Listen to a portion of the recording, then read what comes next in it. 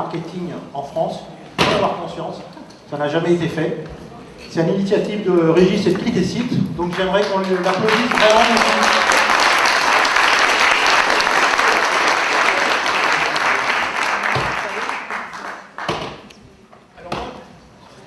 Moi, je vais vous parler des conversations.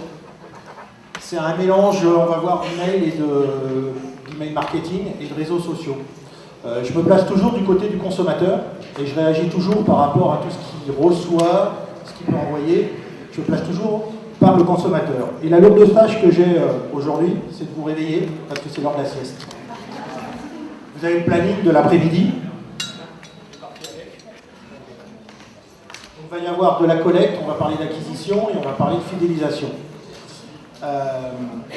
Donc soit je me plante et vous vous endormez, soit j'arrive à vous motiver pour toute l'après-midi. La question qu'on me pose souvent, c'est est-ce qu'on peut faire de l'email marketing sans les réseaux sociaux?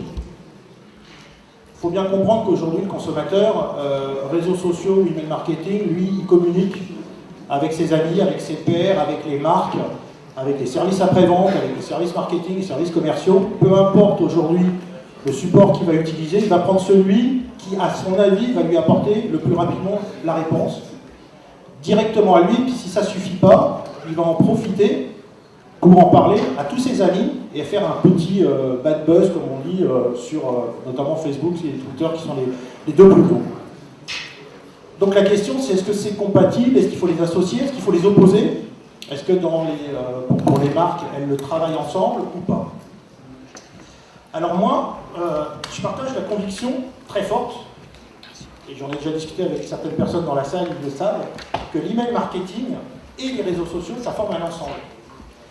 Et cet ensemble, c'est les conversations digitales ou numériques. Je précise, parce qu'une fois, on a fait une réflexion, pourquoi vous parlez de conversations digitales? Digital, c'est pour les empreintes du doigt. Ok. Donc, c'est des conversations numériques. En fait, ça correspond à quoi? Ça correspond à tous les points de contact que vous pouvez avoir entre une marque, une enseigne et les consommateurs. Points de contact digitaux, hein, s'entend.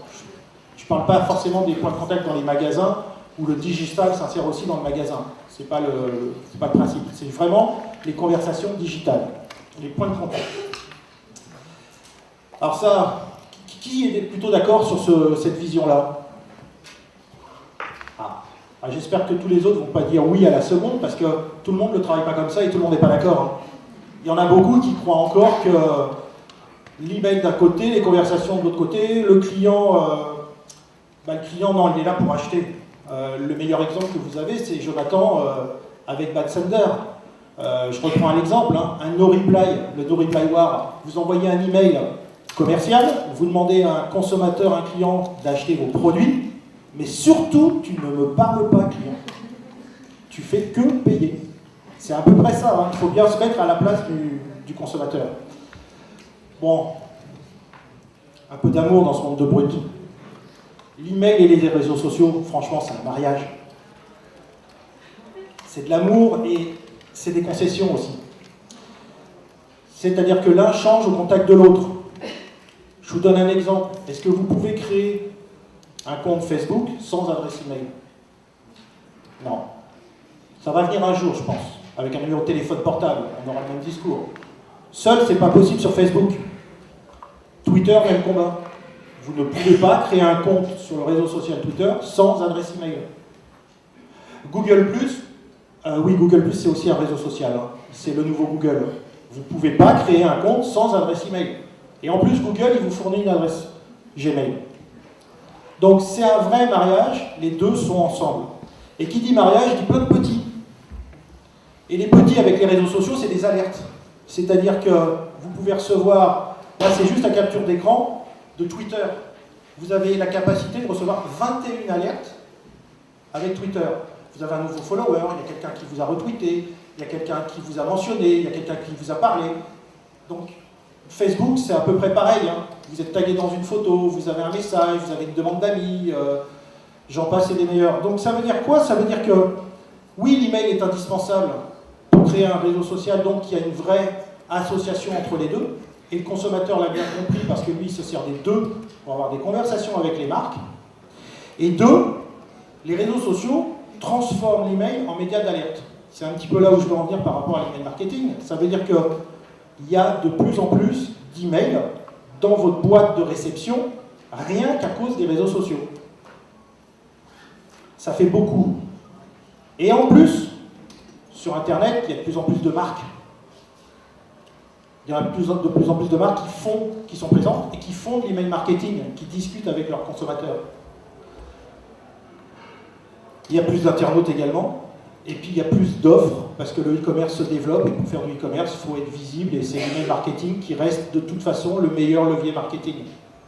Donc ça veut dire que la boîte mail commence à être hyper chargée. Et puis pour rien arranger, le web et les adresses email, on les consulte non plus sur un ordinateur portable, sur un ordinateur de bureau, mais sur son mobile, sur sa tablette.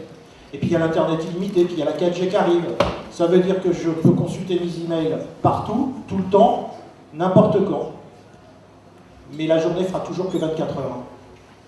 On n'a pas encore trouvé le moyen de cloner le temps. Donc, la consommation de contenu et donc d'email, elle est mobile, elle est multi-device et elle se fait partout. Et on est aussi, avec les réseaux sociaux, de plus en plus dans ce qu'on appelle le collectif.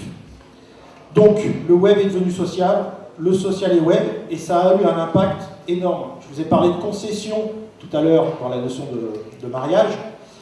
Ce qui a peut-être le plus impacté l'email marketing, c'est la consommation, c'est les réseaux qui ont impacté le plus l'email marketing, c'est dans cette notion de zapping qu'on a associée déjà à la télé, mais c'est également vrai dans l'email qui prend les transports en commun.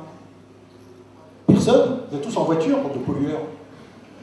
Est-ce que vous consultez vos emails dans les transports en commun? Alors consulter, ça veut dire que vous faites quoi? Vous les lisez, vous les décodez, ou vous décidez que celui-là faut le lire, celui-là faut pas le lire? En fait, c'est ça qui se passe, c'est qu'il y a des nouveaux comportements, des nouvelles habitudes de vie et des nouveaux outils. Et je vais finir par les nouveaux outils, mais pour l'instant, je vais parler plutôt des habitudes de comportement vis-à-vis de ça. On est d'accord, les consommateurs ont changé. Est-ce que vous, en tant que marketeur, vous avez changé aussi? Alors, j'ai pris un exemple, le premier qui est venu dans ma boîte email quand j'ai préparé la présentation. Je n'ai rien contre Nature et Découverte. Je les adore, je suis client chez eux. Non, il y en a des milliers, mais plutôt que de vous faire toute une panoplie, je pourrais faire un livre blanc là-dessus. Ça, c'est la capture d'écran de mon gestionnaire d'email, tel qu'il s'affiche, avec un email de Nature et Découverte. Alors, pour bien comprendre l'email, c'est celui-là.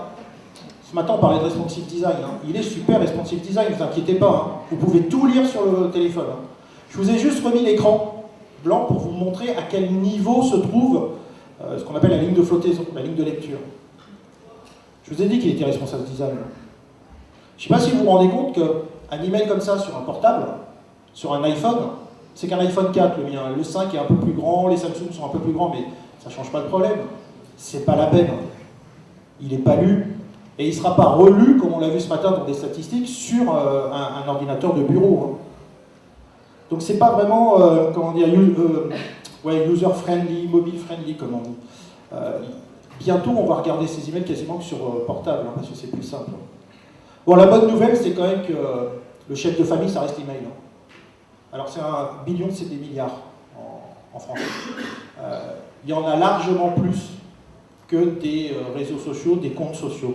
Et en plus, comme bonne nouvelle, c'est que selon les dernières études, le consommateur en France préfère recevoir des offres commerciales par email à 46%, comparé à 5% sur les réseaux sociaux.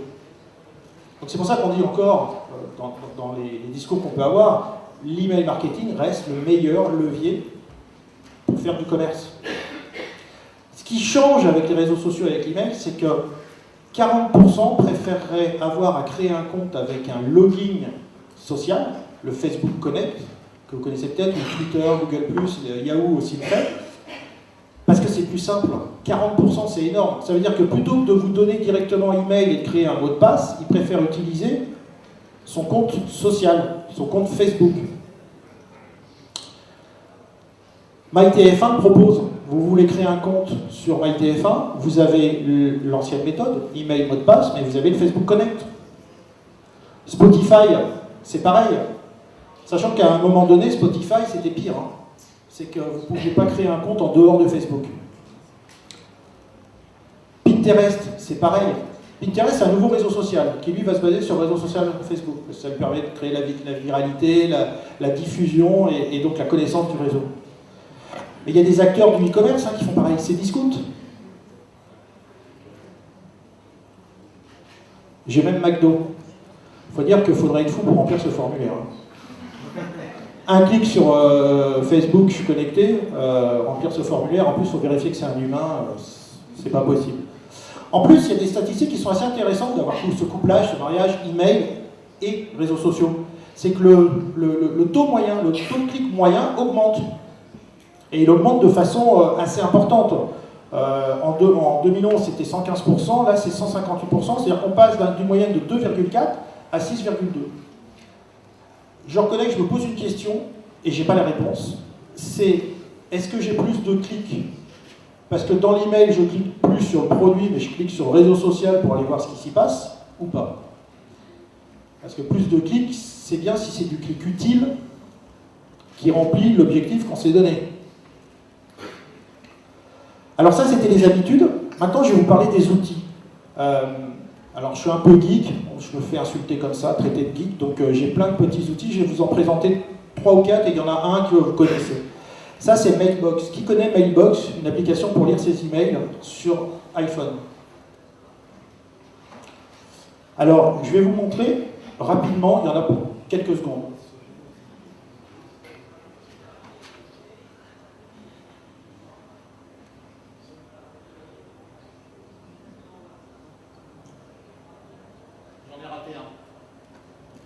Il s'est passé quoi? 4 secondes? Vous avez vu ce qui s'est passé? Je m'adresse peut-être plus aux marchands, là, qui comprennent bien, à ceux qui font de l'email marketing. En 4 secondes, il y a 3 emails qui n'ont pas été ouverts, pas lus, qui ont été archivés. Il y en a 2 qui ont été mis directement à la poubelle. Ça, c'est les nouvelles habitudes. Je scanne mes emails sur mon téléphone, je prépare ma lecture, peut-être sur une tablette ou peut-être sur un ordinateur. En tout cas, votre contenu peut être génial, il peut être responsive design, il peut être tout ce que vous voulez, ça sert à rien. Ils ont été scannés. Google est peut-être le premier à avoir réagi et à avoir amélioré le système de gestion en créant des onglets et en regardant le contenu des emails pour les classer automatiquement, pour vous simplifier la vie.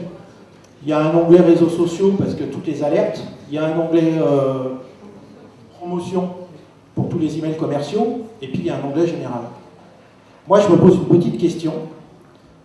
Tous les emails que j'ai reçus des marchands me demandent de passer leur newsletter de l'onglet promotion à l'onglet général. Si vous voulez vous battre contre Google là-dessus, je vous souhaite bon courage. Mais je pense que ce n'est pas la bonne approche.